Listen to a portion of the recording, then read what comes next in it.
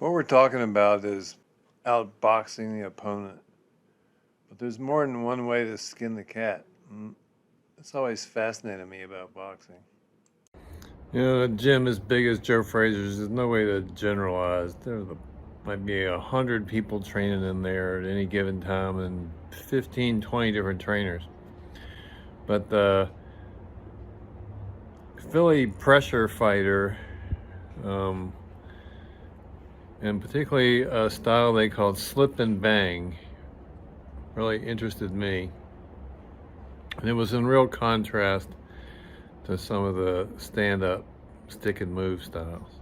Not all of them, like I said, can't generalize, but in Joe Frazier's gym, they had guys who were trying to go under that lead and then punch on the way back up and like make you pay for missing. But they weren't going to go first.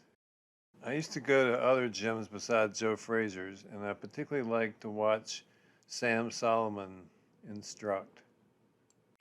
His whole thing was he wanted his fighter to be first.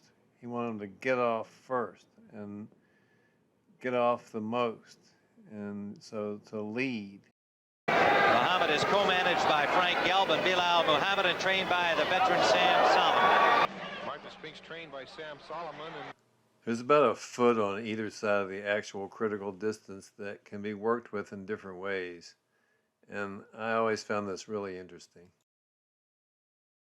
In the morning, I would go watch Sam Solomon, and he was working with him, standing up and just back of the critical distance, and I often thought his fighters punched from a little too far out, but anyway, it was a tactic.